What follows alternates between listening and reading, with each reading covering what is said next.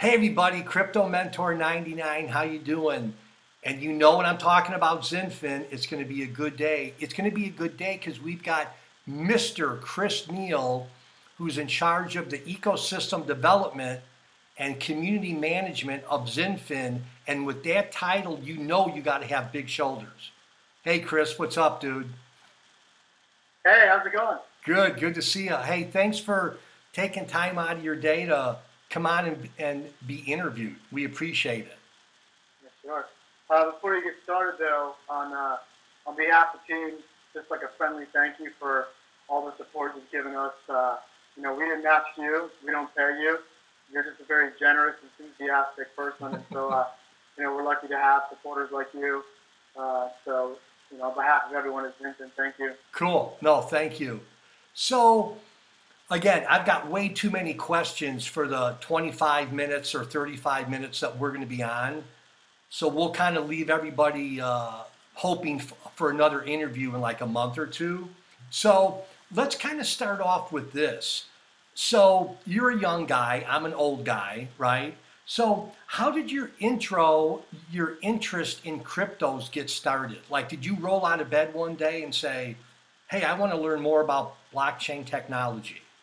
Like, how did that all work, Chris? Yeah.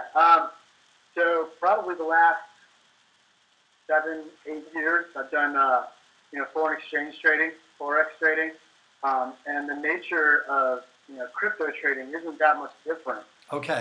Maybe the trading strategy itself is different because forex is really based on banks, bonds, you know what I mean, and what the banks are doing. Forex is that's forex, but crypto trading is a little different. But there was it's incredibly volatile, and that kind of liquidity is something a trader looks forward to. But I also spent a lot of time in management. Okay. So seeing like business inefficiencies, and it really doesn't matter what kind of industry you're in. There's a lot of loopholes. There's a lot of moving parts that really cost. You know, and they include a lot of cost. And so that kind of industry, forex plus kind of cutting costs and seeing where the money flow is going. Learning about blockchain, crypto, relationship with blockchain. For someone like me, that's an incredibly interesting thing. So that's kind of what took my interest into this industry. Okay. And then we talked a little bit about this in our phone call the other night, but let everybody know, like, how did your life intersect with XinFin one day and they said, hey, you want to come on board? How did that all happen? Yeah. So before this, before XinFin, I was an executive chef. I spent 70 hours a week in the kitchen for a private club. So the kitchen was different than the private club. But 70 hours a week, and you have a wife and a kid who's almost 2 years old. I took some time off, probably about 6 months off of work, just to relax with the family. And at that time, this was back in the summer of 2017. I was originally just an early backer. I got in the summer of 2017, and as XinFin started to pick up in Telegram, and just kind of looking ahead at where XinFin was going, I was like, there's no way that the infrastructure of this Telegram is going to sustain itself. And so I kind of just volunteered. It's like I'm not doing anything for a while. There's a lot of people in Telegram now that remember me just as Chris before it was XinFin community support. Okay. And so, being here in America, my background in investing, working with banks, working with corporations in management, it was kind of strategic. And somewhere around the middle of the ICO, Otto and I were in daily communication as it was. Emerson had just joined as an admin, a couple others. And so around the middle point of the ICO, Otto was like, hey, look, we're going to expand into North America. And you're strategically placed. You're right between New York, you're right between, kind of like a triangle between New York, DC, and Delaware, where I'm located. So it was pretty strategic, also convenient. The background was there. And really, it's just the hunger for a change of career. So this was a perfect opportunity for us. And I wake up every morning, and it's not like I'm stressed out about a job. This is fun. Oh, You that's know what I mean? awesome. So even when I'm not working and I'm just bored, and I need something to do, like, I entertain myself by just following up with people. You know what I mean? So it's just kind of a cool relationship to have with the, the community involvement. And some of the people we're in talks with here in the United States. So hopefully that answers your question a little No, bit. that's great, Chris.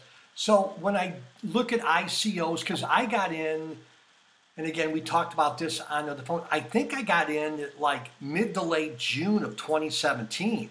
And it was my first ICO, and I'm like, hot diggity dog. And again, I just kind of followed, you guys. And one of the things that I tell my subscribers, which is basic, but I still tell them, when you look at a project, go to the white paper or the website, obviously, and find out who's on the team and who is some of their advisors. And when I did that June of 2017, I mean, it seemed to me, just from more than a casual look on the website, that the team and the leaders were, as my late father would say, kind of heavy hitters, big hitters, as far as experience and expertise. So you're on a good team. Yeah, I tell you what, so I don't have necessarily the internal exposure to the world of finance, like people like Atul or Dash and Samir. Granted, all their jobs are very different from one another, but I cannot tell you, like, if it was possible for people to spend a day with Atul, one, the interaction would only last 5 minutes because the man's so freaking busy, but like, his experience, like, you can just hear him talk, and like, you can tell that he speaks this stuff as natural as he breathes. Yeah. And so there's a lot of to have that kind of experience is something that like most people would kill for on their team. Yeah. So it's loaded with experience, and even kind of the vision behind how XinFin got started. If it weren't for their involvement in the world of finance, the banking world, crypto is its own thing, but it wasn't crypto that drove the vision for XinFin. And so I'll kind of leave that right there. But no, you're right. The team is packed, absolutely packed with experience and knowledge that, frankly, other organizations just don't have. It's really kind of cool. You know what I mean? I feel like I'm learning something new every day. Sure. And I think I understand XinFin. And then another thing that I really liked about the website, and I love the look of it, and again, I'm not just saying this, but you guys got a ton of top level advisors, from Roger Ver all the way down to, or not down to David Fruden, but Jason Butcher, Sydney Ifergin, and is it Mate Toke? Right. I mean, Like Mate. they're all stars. Right. Yeah. People always ask about Roger Ver. I'll kind of just say this, like, well, there's no doubt, and it depends what side of the fence you're on about Bitcoin or Bitcoin Cash. And with XinFin, it's not about either of those. You know what I mean? Like, Yeah. We're very happy, and we wouldn't be where we're at, really, without with some of our connections, some things that you're going to hear about in the coming weeks without them. I know there's been a lot of questions about what are they doing, what's Roger doing, what's Mate doing, they work together. There's some things that are about to come out that they've been heavily influenced in. And so the controversy behind, if you want to call it controversy, Sure. It's a big deal to us. Like, we love Roger, and we're happy that he's part of the organization. So to those of you who have an issue with it, like, if you're going to be a part of the XinFin family, get on board or get out. We're not really going to change our strategy because you have a problem with the name. We love the guy, and we're glad he's a part of our organization. Yeah. Well, this is, I did a couple of videos on this, and I told people, again, this is my little perspective. I said, I think the example that I gave, and I don't want to get too long-winded here, but I'm from Chicago, okay? And growing up, people either loved Notre Dame football or they hated Notre Dame football. No one was in the middle. But I said, on one of the videos, I said, at the end of the day, if you love football, right, you can still maybe not like or enjoy Notre Dame, the college, for whatever reason. But if you like football, you got to be able to watch them. So whether, again, I think you kind of said it, it's not like Roger is, like he's about XinFin, Bitcoin Cash, like that's kind of another area that you guys aren't in. So, but his experience, and I mean, again, I don't want to go too far down this road, kind of like President Trump. Whether you like him or hate him, he's our president, right? So, I don't know, maybe I should just stop right there with You're right. that. Let's I'll talk a little bit about this huge news of this Delaware meeting that you were in. All right, so that's kind of when did that go? I'd probably say about 2 months ago. That kind of, that groundwork was laid. So first off, the drive to Delaware from where I live is a brutal drive. Uh, if you've never had to drive through Dover, never mind. So when we get there, we had a meeting in Dover with the Deputy Secretary, Christopher Knight, Deputy Secretary of State. Secretary Knight is also the Director for the Division of Corporation. He's also a blockchain enthusiast. So that was kind of cool because we originally, based on certain laws that were passed in Delaware, we had reached out to Governor Carney because he's the one who signed the bill, into law. But his office got back to us and we were like, that's not who you want to talk to for this issue. We're going to connect you with Deputy Secretary Christopher Knight. And so we went in there just to kind of hear, hey, what's Delaware doing? We had some things we wanted to initiate, you know what I mean? Because they passed some laws making blockchain use explicitly legal for corporations. And if you know anything about Delaware, Delaware is the home for over half the public corporations in the United States. Yeah. Albeit it's because of tax laws, so they really just have a PO box, more than not an office. And so we went in there to, hey, look, one of the laws that was, made that we could upload or issue shares through blockchain. You know what I mean? And so we went in there kind of with that on our shoulder, ready to present.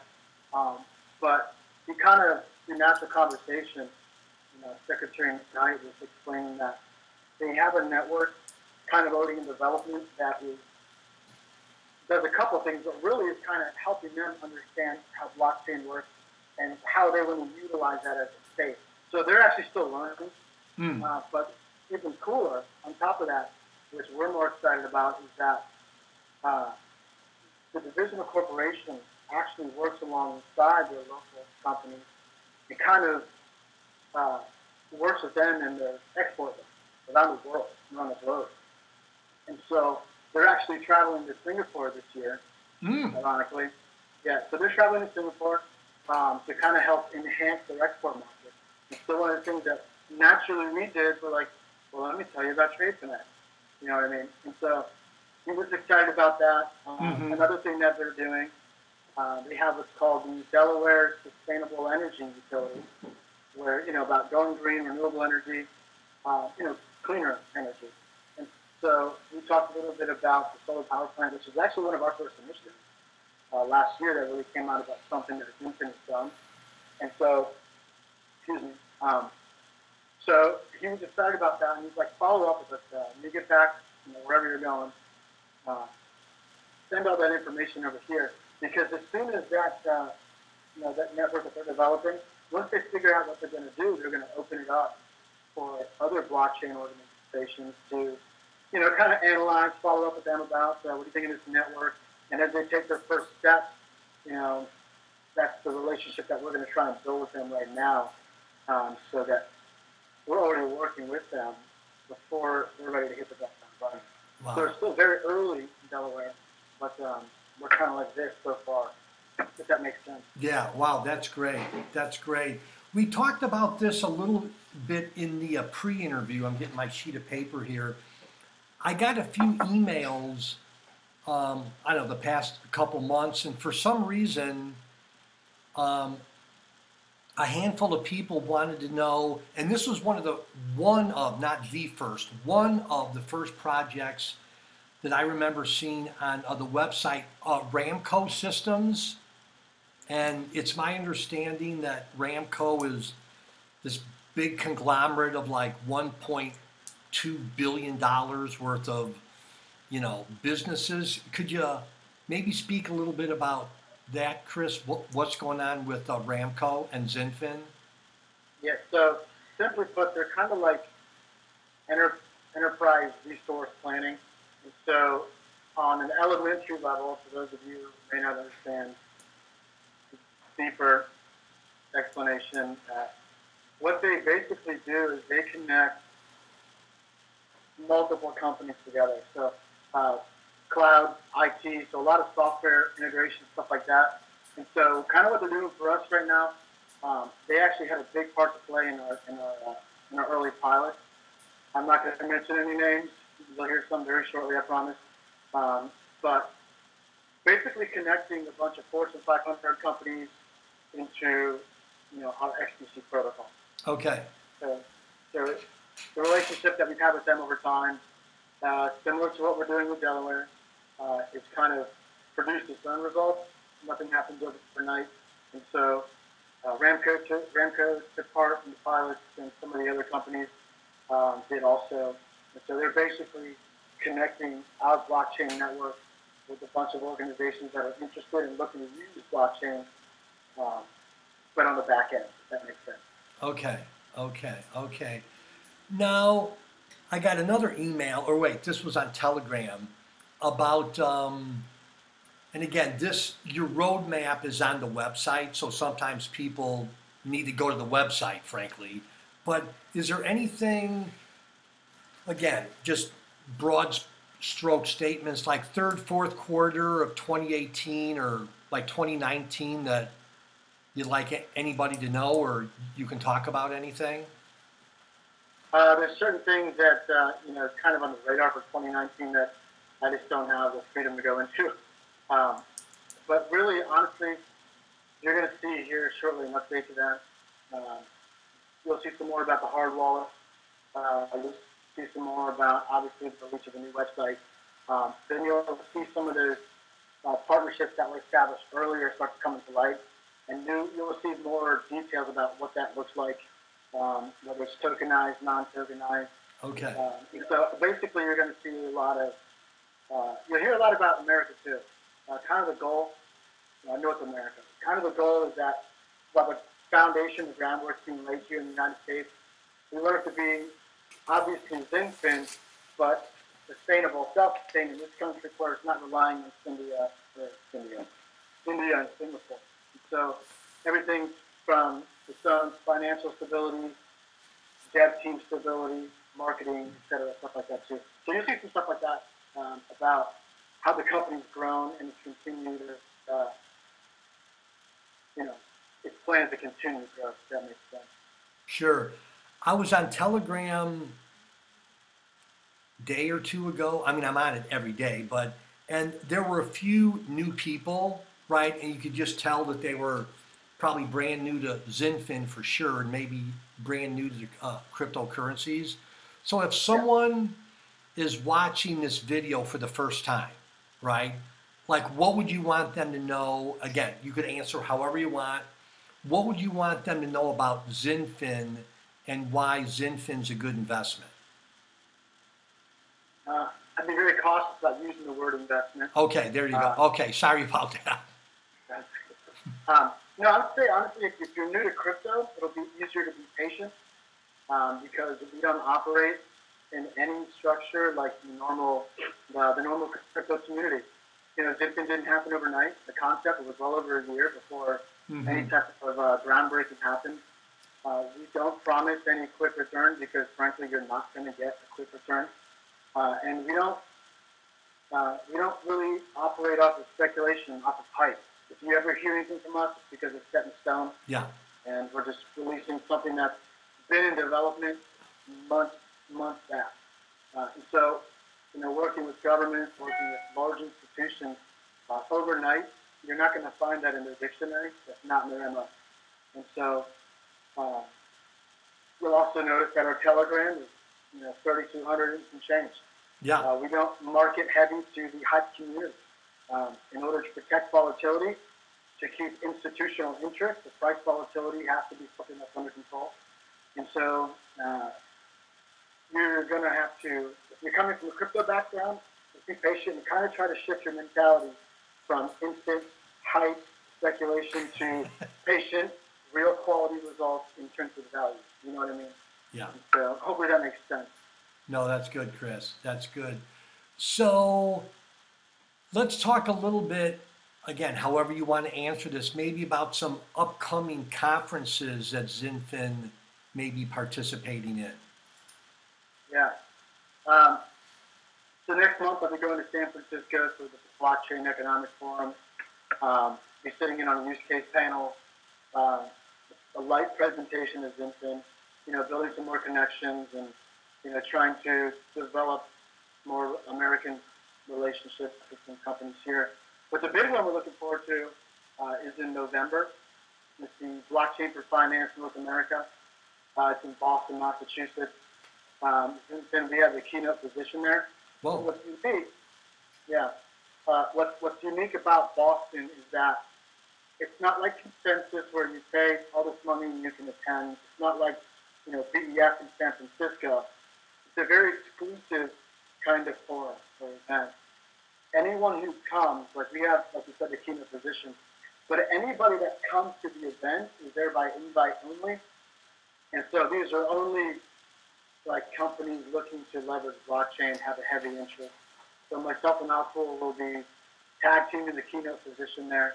And it's really just a time to showcase what we are for those who are already looking for it.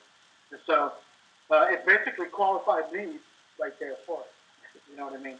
And so that's kind of something we're really excited about because things like Consensus were good, but it's also a bunch of other blockchains coming to really coming to showcase what they are, but in a stage where they're not really solidified as an organization. So we're a solidified organization getting exposure with companies who want to use the kind of network that we are. Okay, so hang on, boss. So you just said a mouthful, so slow down. You're doing good. So people, I want you to know what Chris just said, okay?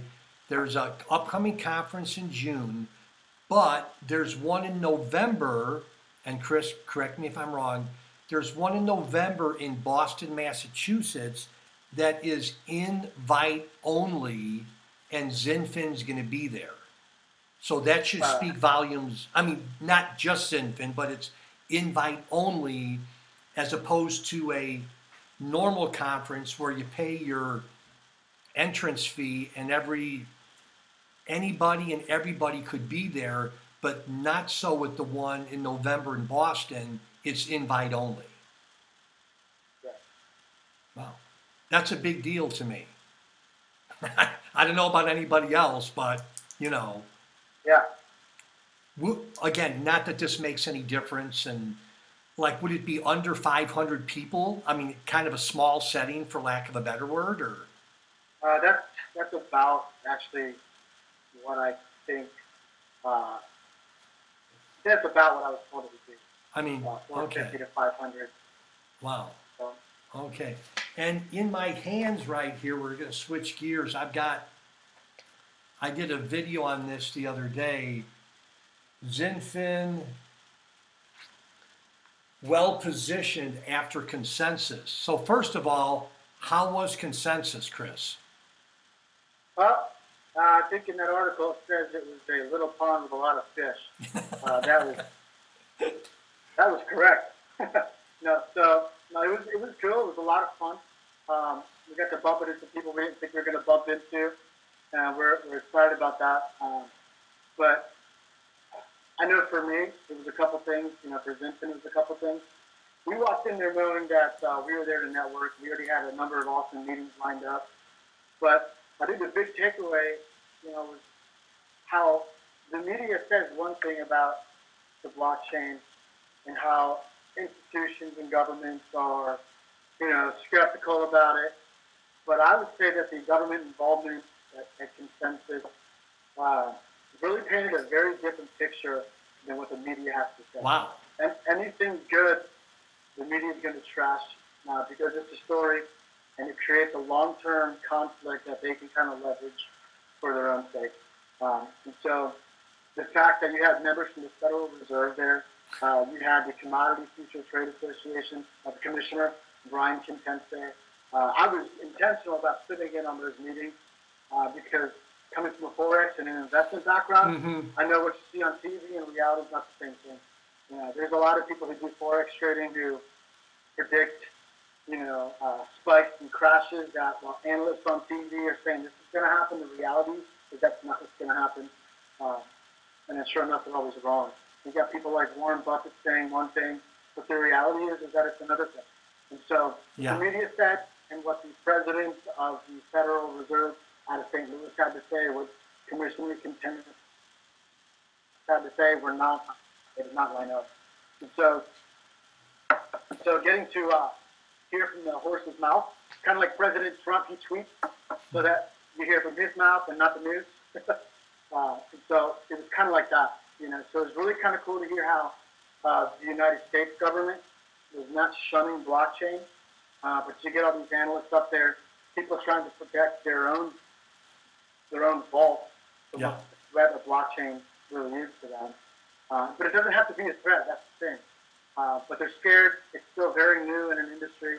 And so consensus really showed how the American government, while being cautious, is actually open to utilizing it. And I think Delaware, Arizona, Wyoming, all these, and even Nevada, coming out in support of blockchain, I think is the beginning of something very long-term. And that's on the state level. So having Yeah. the federal level there and regulators, in a way, defending themselves, but also kind of opening the wings up and welcoming them in. I don't know if that makes sense. Yeah. So that was the big takeaway for Otto and I in this friendly, inviting atmosphere that government really has.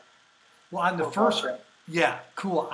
On the first page of the press release, it says, and I love this, because this is the way, I got a big mouth sometimes, but I would say this is one of a motto that I live by. It says, Xinfin's team has definitely gained a lot of confidence by being silent observers at the event. Yeah. I mean, you could learn a lot just from listening, right? Yeah.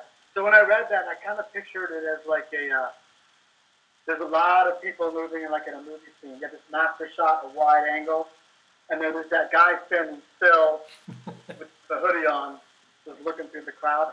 When I read that line, that was kind of the image that I had, but it's very true.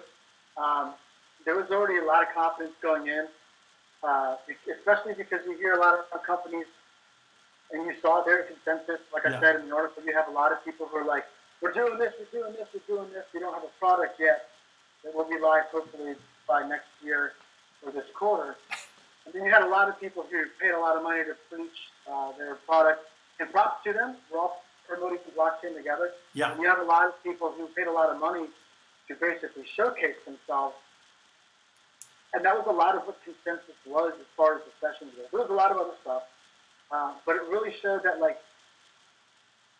while consensus was anticipated to be this, what it was for us, is going to be different for every other organization. But what it was for XinFin was like, wow, this is one of the most anticipated events on the planet. And while it's good, that guy just announced his first partnership that he signed. And, we have more partnerships that I can count on both my hands and feet. You know what I mean? And so for us, it was really exciting. And after that, Austin and I just kind of walked around with our heads held high and enjoyed the meeting with the government. Well, I was just going to say, on page 1, the last paragraph, it says, you guys got the opportunity to meet with a number of officials from many different governments, including Australia and Bermuda. Awesome. Yeah, Bermuda wasn't planned. It was just kind of like, hey, that's Bermuda, by the way. Let's go up there and say hi, because it's Bermuda. And so we got there, and it was really kind of cool because, you hit Myron Simmons, he's a member of the Senior Crown Council in Bermuda, and he's heavily all about blockchain, and talked about how Bermuda has intent to use blockchain to kind of recover from the incredible debt that they have. And so we just kind of talked for a little while with Myron. He likes to talk. I like to talk. John, you like to talk. But so that was what was fun. Like at first it wasn't really about blockchain. We were just kind of joking around about a number of things there. And so it kind of went from, oh, by the way, we're here. this is business. Let's get into the business 45 minutes later. You know what I mean? Because we walked in there, people were making fun of me about my hair in our telegram. They were wearing like bright blue shorts with a black blazer and, you know, these buckle shoes. And I was just like, can I take a picture of that, send that to our community? Let's talk about blockchain culture. Let's talk about Bermuda culture. And so we just had a blast with it. And so as the conversation progressed, you know, when we told him, he stopped us. He's like, all right, he's like, I have to ask, is this platform, TraceNet, is this real? Is it a concept? Is it live? Is this a working product? We're like, oh yeah, like, yeah. You know, one-on-one conversation, we got to talk about some of the stuff we have going on in other parts of the world. And he took a step back, his jaw dropped, you know what I mean? So he was very excited. That's awesome. And that's when he took the time to invite us to. He's like, I would encourage you to get in contact with, you know, the monetary authority in Bermuda and get a license, just kind of get involved. And so that was to us a very good, you know, warm welcome. And then people walked in and were like, hey, I need to talk to someone from the Bermudan government. And then he sighed. He's like, gentlemen, have a good day. He kind of went over there to that guy. So I know it was a good time. You know, it was really something that Alpha and I really didn't care about, you know, the rest of the premature stuff that Consensus was willing to cater to. And so while it was good for Consensus and a lot of other organizations, Alpha and I just had a good time. And it really kind of transpired into something more than we didn't have expectations, but it superseded the kind of expectation that we thought could actually, you know, be met. So it was a good time. That's cool. On many different levels. That's awesome, Chris. And then on the page 3 of the 3-page press release, you guys met with some folks from Oracle out in California. Yeah, I can't say much about that, but I will say that there was a breakfast later that took place about, you know, potential terms, agreements, and, you know, how can we find some synergy, some cohesiveness between the two. And there was some pre-established context connections to that. That's awesome. You know what I mean? So I won't say much about that because... Sure, you bet. Because. And then the next paragraph, it says that you guys met, you had an opportunity to meet with staff from the U.S. Federal Reserve and proposed a sandbox project in the United States under the observation of the U.S. government. I know a little bit about what a sandbox project is. Could you maybe give us the better definition of what a sandbox project is? So simply put, it is just a project that, when completed, shows a level of trustability. You know, this is on a national level. That, okay, this organization here did this project. It's kind of new to us, new to them. And so it would be where once it's complete, it's fully compliant, it's successful, it kind of would, I don't want to say the government would leave us alone, but there would be a lot less suspect. Okay. Because it's also, you know, well, when I read that, and again, I kind of give some goofy examples, but when I read that, and again, I know a little bit about what that is, I kind of looked at it like, and again, this isn't the most, you know, articulate definition, but I kind of looked at it like it was a first date, a date between the U.S. government. Like, well, I'll go out for coffee and we'll kind of see. So, I mean, again, I wake up every day and I've got emails from people going, hey, did you read this about XinFin? Did you read that? And I'm like, I can't make videos every day. It just seems like an outsider's perspective looking in, Chris, it's like popcorn. It's like, not literally every day, but I mean, there's stuff going on all the time, it seems, with you guys. well, that's, you know, people ask, hey, what's kind of been XinFin's MO here? Well, it's momentum. It really has to be momentum. You know, you have a lot of people, like, how do you get something started with the government? How do you approach a corporation? And you have a lot of people who are trying to enter into a market that isn't developed. You have people trying to promote a project that's so new.